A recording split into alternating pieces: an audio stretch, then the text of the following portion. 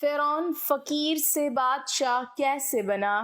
بسم اللہ الرحمن الرحیم۔ ناظرین، آج کی اس ویڈیو میں کائنات کے سب سے بڑے بدبخت کافر کے بارے میں آپ کو بتائیں گے، یعنی فرعون کے بارے میں کہ فرعون کون تھا اور کس کی اولاد سے تھا، اور فرعون کو فرعون کیوں کہا جاتا ہے، اور فرعون مصر کا بادشاہ بننے سے پہلے کون سا کام کیا کرتا تھا، یہ فرعون مصر کا بادشاہ کیسے بنا، اور فرعون نے خدائی دعویٰ کرنے کے لیے بنی اسرائیل کے مسلمانوں کو کس طرح جانوروں جیسا جاہل بنا دیا، اور پھر کس طرح فرعون نے خدائی کا جھوٹا دعویٰ کیا، اور کس طرح یہ مصر کا جھوٹا خدا بنا۔ ناظرین، ان تمام تر سوالات کے جوابات آج کی اس ویڈیو میں ہم آپ کو قرآن و حدیث کی روشنی میں بتائیں گے۔ ناظرین، وہ فرعون جس کا ذکر قرآن پاک میں ملتا ہے، جو حضرت موسیٰ علیہ السلام کے دور میں پایا جانے والا فرعون تھا، بعض مورخین نے اس کا نام قبوس بھی تحریر کیا ہے۔ ناظرین، فرعون بدبخت کا تعلق قبیلہ قبطیہ سے تھا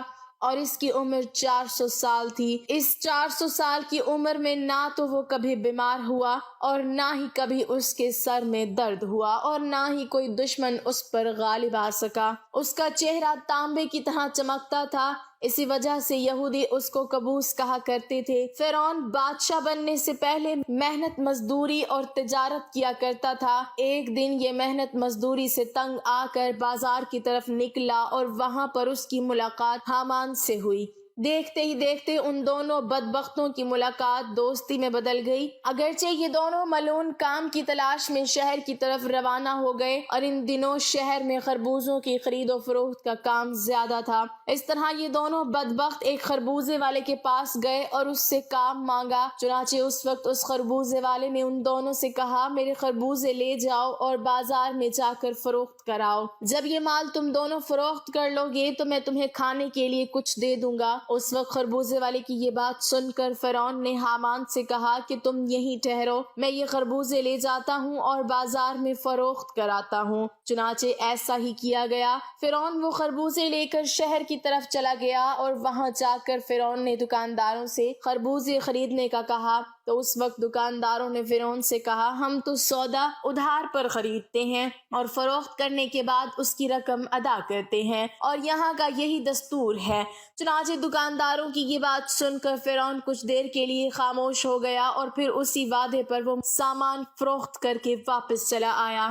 واپس آ کر خربوزے کے مالک سے کہا، مجھے یہ کام اچھا نہیں لگتا۔ اتنا بول کر فرعون وہاں سے چلا گیا۔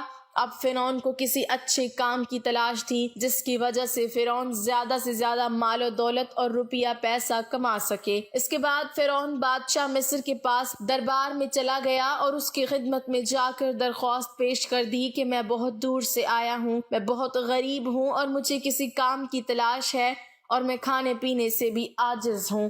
برائے مہربانی اپنی سلطنت مصر کے اسی شہر میں بطور فدوی مجھے کوئی کام دے دیا جائے، اور اس غلام کو اس جگہ پر مامور فرما کر سرفراز کیا جائے۔ چنانچہ اس وقت فرعون کی یہ بات سن کر مصر کے بادشاہ نے کہا کہ تو کون سا کام چاہتا ہے؟ چنانچہ بادشاہ کی یہ بات سن کر فرعون نے کہا، مجھے مصر کے قبرستان کی دروغی دے دی جائے، اور اس کے بدلے میں کچھ رقم فدیے کے طور پر شاہی خزانے میں جمع کروایا کروں گا، اور باقی رقم اپنے پاس رکھوں گا، اور میری اجازت کے بغیر مصر کے اس قبرستان میں کوئی بھی مردہ دفن نہ ہوگا۔ یہ بات سن کر اس وقت کے بادشاہ مصر نے فرعون کو مصر کے قبرستان کی دروغی دے دی۔ چنانچہ اس طرح مصر کے قبرستان کی دروغی ملتے ہی فرعون بہت خوش ہوا، اور خوشی خوشی جا کر قبرستان کے دروازے پر بیٹھ گیا اور انتظار کرنے لگا کہ اب کون آئے گا جو اپنے مردے کو قبرستان میں دفن کرے گا۔ ناظرین، اللہ کے حکم سے ایسا ہوا کہ اسی سال مصر میں ایک وبا پھیل گئی، جس کی وجہ سے مصر کے بہت سارے لوگ مرنا شروع ہو گئے۔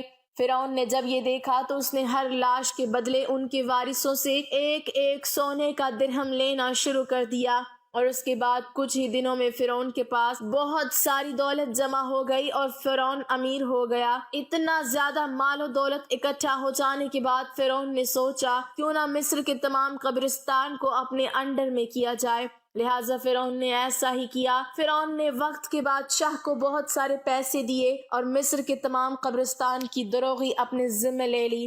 چنانچہ اس طرح فرعون قبرستان کی دروغی کے ذریعے بادشاہ مصر کے خزانے میں بہت سارا روپیہ پیسہ جمع کرواتا، اور فرعون کے اس عمل سے بادشاہ مصر بہت خوش ہوتا، اور بادشاہ مصر فرعون کو پیار اور عزت دینے لگا۔ چنانچہ اسی دوران اللہ کے حکم سے ایسا ہوا کہ اس وقت مصر کا وزیر مر گیا، اور چونکہ فرعون اس وقت بادشاہ مصر کا بہت زیادہ قریب بندہ بن چکا تھا، لہٰذا مصر کے بادشاہ نے فرعون ہی کو مصر کا وزیر مقرر کر دیا۔ اقتدار ملتے ہی فرعون اقتدار کے نشے میں بدمست ہو گیا، اور اس نے اپنے بدبخت دوست حامان کو بھی اپنے پاس بلوا لیا۔ اس وقت فرعون اپنے دوست حامان سے کہنے لگا کہ میں چاہتا ہوں کہ میں خدائی کا دعویٰ کروں اور ساری مخلوق مجھ کو خدا مانے اور میری عبادت کرے۔ فرعون کی یہ بات سن کر حامان بہت حیران ہو گیا، اور حامان فرعون سے کہنے لگا اگر تو خدائی کا دعویٰ کرنا چاہتا ہے تو سب سے پہلے بنی اسرائیل کی تمام مخلوق کو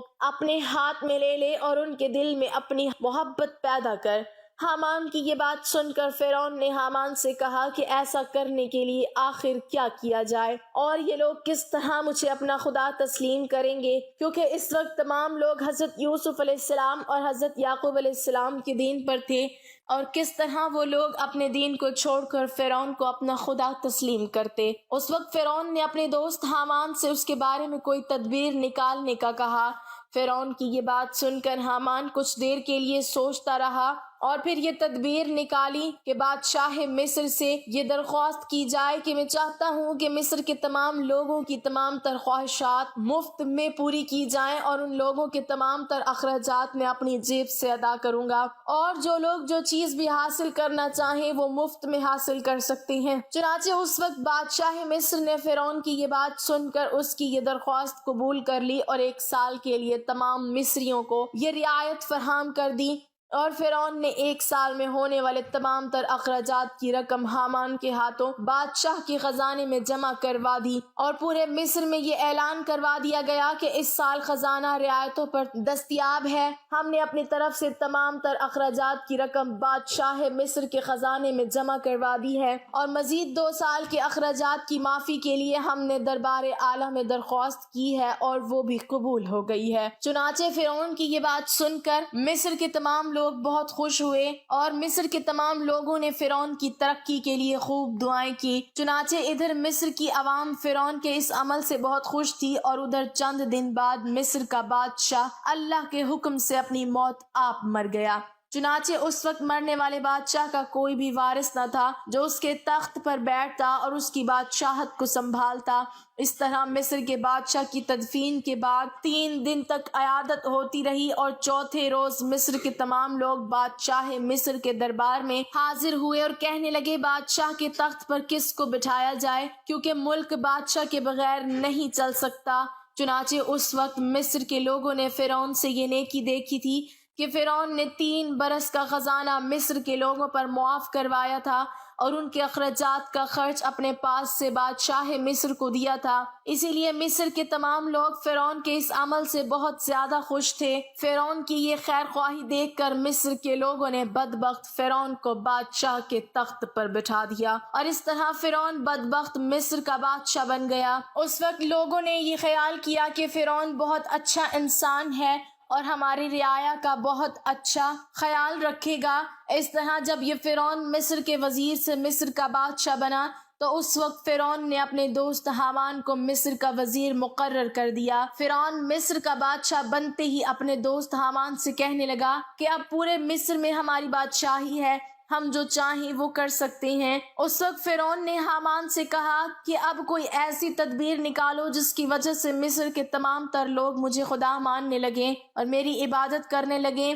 اس وقت حامان بدبخت نے فرعون کو یہ مشورہ دیا کہ جتنے بھی علماء دین جو تدریس کا کام کر رہے ہیں وہ سب کے سب دین کی تدریس کو ختم کر دیں اور لوگوں کے درمیان اسلام کی تبلیغ کا سلسلہ بالکل ختم کر دیا جائے، تاکہ آہستہ آہستہ تمام لوگ اپنے دین سے دور ہو جائیں اور اپنے دین سے بے خبر ہو جائیں، اور آئندہ آنے والی نسل دین سے بے خبر اور جاہل پیدا ہو۔ چنانچہ حامان کی یہ بات سن کر فرعون نے فوراً یہ حکم جاری کر دیا اور مصر کے اندر درس و تدریس کا یہ سلسلہ ختم کر دیا گیا، اور فرعون نے مصر کے اندر یہ حکم جاری کر دیا کہ کوئی بھی شخص مصر میں درس و تدریس نہ کرے ورنہ اس کو قتل کر دیا جائے گا۔ فرعون بادشاہ کا یہ حکم سنتے ہی درس و تدریس کا یہ سلسلہ ختم کر دیا گیا اور مصر کے لوگوں نے بالکل پڑھنا لکھنا چھوڑ دیا۔ چنانچہ اس طرح درس و تدریس کا سلسلہ ختم ہونے کے بعد وقت گزرتا گیا اور وقت کے ساتھ ساتھ تمام لوگ جاہل بن گئے اور علم سے دور ہو گئے اور اپنے حقیقی خدا اللہ تعالیٰ کو بالکل ہی بھول گئے۔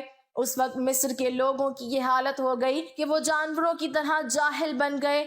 اس وقت فرعون نے تمام مصر کے لوگوں کو یہ حکم جاری کیا کہ مصر کے تمام لوگ اپنے اپنے گھروں میں بت بنا کر اس کو سجدہ کیا کریں اور اس کی پوجا کیا کریں۔ چنانچہ فرعون کا یہ حکم پاتے ہی ایک قوم جو اس وقت کثیر تعداد میں تھی، انہوں نے بتوں کی پوجا کرنا شروع کر دی اور آہستہ آہستہ یہ بت پرستی بڑھتی چلی گئی اور یہ سلسلہ 20 سال تک جاری رہا۔ اور پھر اس کے بعد فرعون نے مصر میں اعلان کروایا اور اس اعلان میں یہ الفاظ لوگوں کے کانوں تک پہنچائے جس کا ذکر قرآن پاک میں یوں ملتا ہے، اور پس لوگوں کو جمع کیا اور لوگوں سے کہا میں ہوں رب تمہارا سب سے بڑا اور بلند۔ ناظرین، اس طرح لوگ کئی سال تک بتوں کی پوجا کرتے رہے۔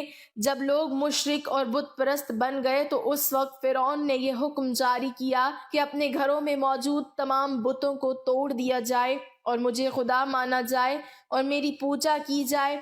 چنانچہ فرعون کا یہ حکم ملتے ہی تمام لوگوں نے ایسا ہی کیا۔ تمام قوم نے بتوں کو توڑ دیا اور فرعون کو پوجنا شروع کر دیا اور فرعون کو خدا ماننے لگے، لیکن قبیطی قوم کے علاوہ کوئی دوسرا فرعون کو خدا نہیں مانتا تھا۔ قبیطی قوم واحد ایسی قوم تھی جو فرعون کو اپنا خدا مانتی تھی اور باقی تمام لوگ اللہ کی وحدانیت پر یقین رکھتے تھے اور اللہ تعالیٰ کو اپنا خدا مانتے تھے۔ اسی وجہ سے فرعون قبیطیوں پر بہت مہربان تھا اور بنی اسرائیل کے مسلمانوں پر طرح طرح کی ظلم و ستم کیا کرتا تھا، کیونکہ بنی اسرائیل کی قوم حضرت یوسف علیہ السلام کے دین پر تھی، اسی وجہ سے تو فرعون ان پر ظلم کرتا تھا۔